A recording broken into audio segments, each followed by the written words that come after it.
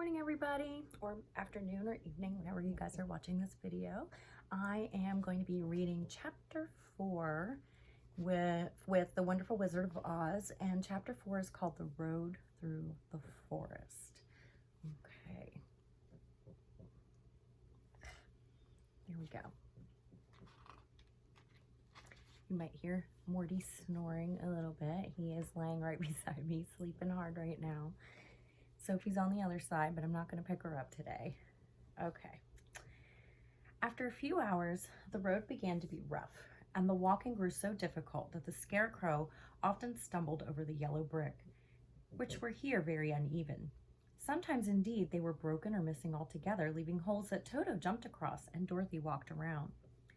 As for the Scarecrow, having no brains, he walked straight ahead, and so stepped into the holes and fell at full length on the hard bricks. It never hurt him, however, and Dorothy would pick him up and set him upon his feet again, while he joined her in laughing merrily at his own mishap.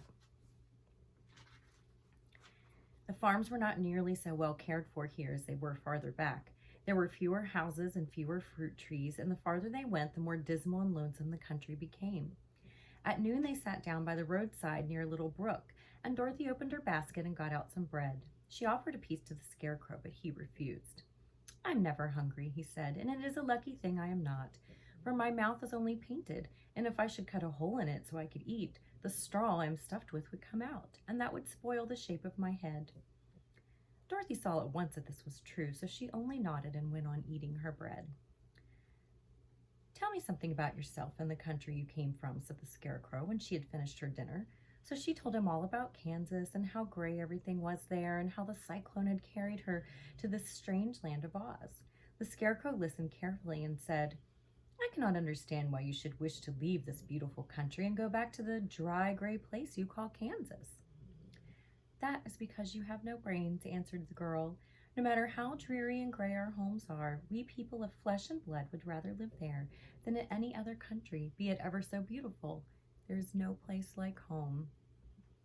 Of course, that is something that is said a lot in the movie. Okay, the Scarecrow sighed. "Of course I cannot understand it," he said. "If your heads were stuffed with straw like mine, you would probably all live in the beautiful places, and then Kansas would have no people at all. It is fortunate for Kansas that you have brains." "Won't you tell me a story while we are resting?" asked the child. The Scarecrow looked at her reproachfully and answered, "My life has been so short that I really know nothing whatever. I was only made before yesterday. What happened in the world before that time is all unknown to me. Luckily, when the farmer made my head, one of the first things he did was to paint my ears so that I heard what was going on. There was another Munchkin with him, and the first thing I heard was the farmer saying, 'How do you like those ears?' 'They aren't straight,' answered the other. 'Never mind,' said the farmer. 'They are ears just the same,' which was true enough. 'Now I'll make the eyes,' said the farmer. So he painted my right eye, and as soon as it was finished, I found myself looking at him and at everything around me with a great deal of curiosity, for this was my first glimpse of the world." "That's a rather pretty eye," remarked the Munchkin who was watching the farmer. "Blue paint is just the color for eyes." "I think I'll make the other a little bigger," said the farmer, and when the second eye was done, I could see much better than before. Then he made my nose and my mouth, but I did not speak, because at that time I didn't know what a mouth was for. I had the fun of watching them make my body and my arms and legs, and when they fastened on my head at last, I felt very proud, for I thought I was just as good a man as anyone. "This fellow will scare the crows fast enough," said the farmer. "He looks just like a man." "Why, he is a man," said the other, and I quite agreed with him. The farmer carried me under his arm to the cornfield and set me up on a tall stick where you found me. He and his friends soon after walked away and left me alone. I did not like to be deserted this way, so I tried to walk after them, but my feet would not touch the ground, and I was forced to stay on that pole. It was a lonely life to lead, for I had nothing to think of, having been made such a little while before. Many crows and other birds flew into the cornfield, but as soon as they saw me, they flew away again, thinking I was a Munchkin. And this pleased me and made me feel that I was quite an important person. By and by, an old crow flew near me, and after looking at me carefully, he perched upon my shoulder and said, "I wonder if that farmer thought to fool me in this clumsy manner. Any crow of sense could see that you are only stuffed with straw." And then he hopped down at my feet and ate all the corn he wanted. The other birds, seeing he was not harmed by me, came to eat the corn too, so in a short time there was a great flock of them about me. I felt sad at this, for it showed I was not such a good scarecrow after all. But the old crow comforted me, saying, "If you only had brains in your head, you would be as good as a man as any of them, and a better man than some of them. Brains are the only thing worth having in this world, no matter whether one is a crow or a man." After the crows had gone, I thought this over and decided I would try hard to get some brains.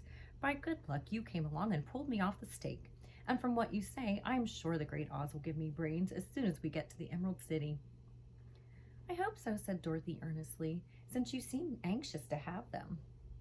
"Oh, yes, I am anxious," returned the Scarecrow. "It is such an uncomfortable feeling to know one is a fool." "Well," said the girl, "let us go." And she handed the basket to the Scarecrow.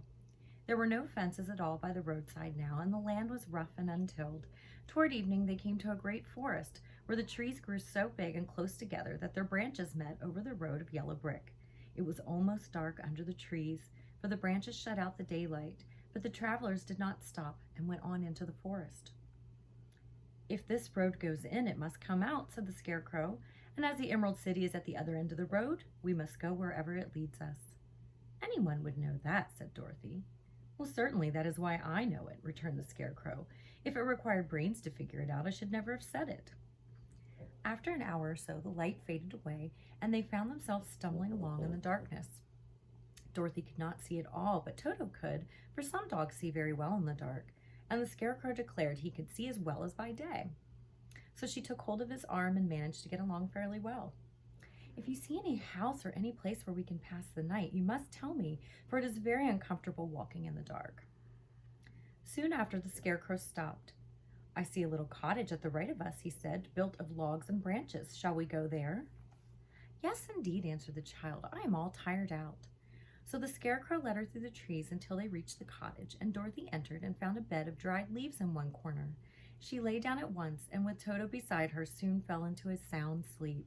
The Scarecrow, who was never tired, stood up in another corner and waited patiently until morning came. All right, that's the end of chapter 4. I feel like my room is so messy back here, but that's because I'm getting ready to do my live lesson with you guys in a few minutes. So please ignore all that and have a great day. Tomorrow we meet the Tin Woodsman. In the movie, he's known as the Tin Man. I'm excited. All right, see ya.